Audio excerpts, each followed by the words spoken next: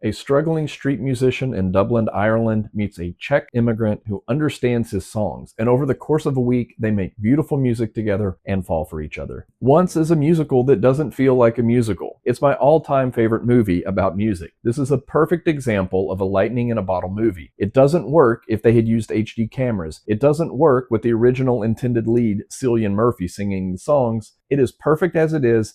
I have no notes. I still remember back in 2007, my friend Justin calling me, not texting me, when this movie came out, and he said I had to see it. I rented it through Netflix and eagerly awaited several days for it to show up in my mailbox as a physical DVD. That night, I laid in my bed with a 5-inch portable DVD player laying on my chest watching a movie about 6 inches from my face, and I fell in love with the movie, and I fell in love with the songs. Everyone has that friend who always shows up at a get-together or a party with a guitar, eager to share his music with anybody who will listen. Glen Hansard is that guy. He's probably annoying a lot of people with his one-track musical mind and constantly wanting to share his songs with anyone who will listen. But if you are one of the lucky ones who connects with that music, it's no longer an annoyance. It is a beautiful connection through music. You can feel the weight of his songs. You feel his loneliness. He just wants to connect with someone. He wants someone to feel the emotion in his music the same way that he does. His girlfriend has left him. His dad won't give his music a chance. And the people on the streets where he plays every single day walk by without giving him a second thought. So when he finally meets a girl who understands his music, who also happens to sing and play piano, it truly is magical. I'm kind of blurring the lines of Hansard's real life with the movie, as they are kind of similar. Once is really a combination of Hansard's real story and writer-director John Carney's real story. Less than 20 minutes into the movie, we see him and her playing the iconic Oscar-winning song Falling Slowly in a music store, and is probably my all-time favorite music scene from any movie. In my opinion, it's one of the best songs of the 2000s decade, but it isn't just the song that makes that scene so special. It's the look on his face as he realizes that she gets his music, and she makes it better by adding her vocal harmony and piano accompaniment. That scene gets me every single time as he realizes he has found his musical soulmate. For me, Once isn't really a movie about romance. It's about just human connection. As emotional as that scene in the record store is, for me, I think the scene where he finally plays his music for his dad is just as emotional, maybe even more so. And it's actually one of my favorite scenes in the entire movie. We all want to connect. We all want validation from those that we love and respect, and this movie captures that in the realest, rawest way possible. But it isn't just Falling Slowly. Every song in this movie is completely brilliant. The melodies and the harmonies are beautiful, and if you listen to the lyrics, it adds a whole other layer. The songs were not written specifically for this movie, but the lyrics still add depth to both of the characters who are struggling to catch a break and dealing with emotional devastation from past relationships. Lyrics like, "You have suffered enough and warred with yourself, it's time that you won," or "When your mind's made up, there's no point trying to change it," or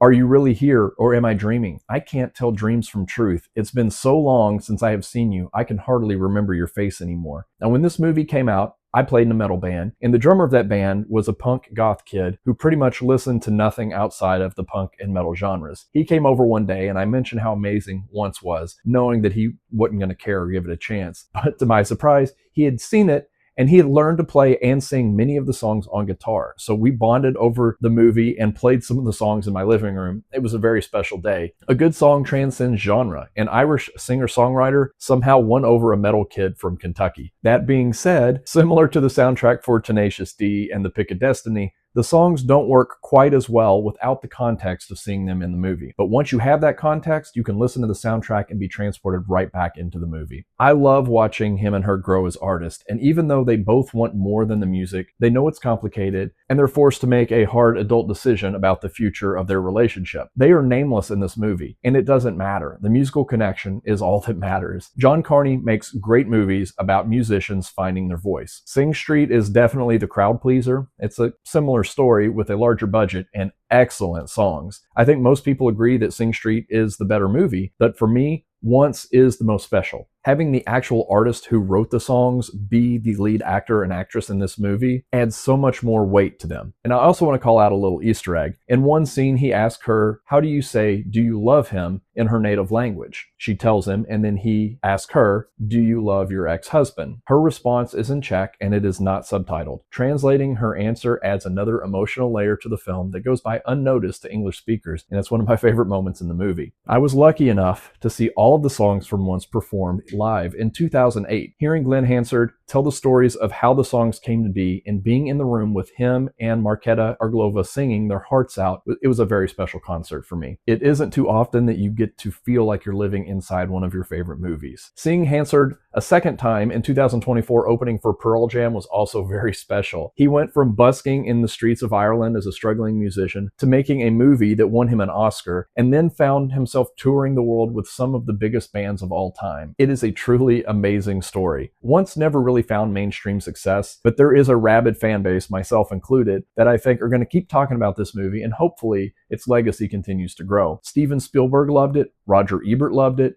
and notoriously hard to impress Bob Dylan loved it so much, he asked Hansard and Irglová to open for him on tour. Without this movie, without Glen Hansard, we don't have Billie Eilish, as her brother Phineas said that Hansard was one of the first and one of his biggest musical influences. I'm writing this review just days after Glen Hansard died in a motorcycle crash in Dublin, and it had me watching the movie this time through different eyes. There's a scene in Once of Hansard riding a motorcycle that always felt like freedom to me. For once, he actually is free of the daily duties and the stresses of everyday life and is just enjoying riding a motorcycle with the girl that he loves on the back. Now, I watch that scene with a lump in my throat, knowing that's how he left this world. That scene hits a lot different. It's similar to how I feel now watching the Fast and the Furious movies, knowing that Paul Walker died in a car. R.I.P. Glen Hansard. While I am very sad you are no longer with us to share your voice with the world, I'm glad you were here to share it with us for as long as you did and give me one of my all-time favorite movies.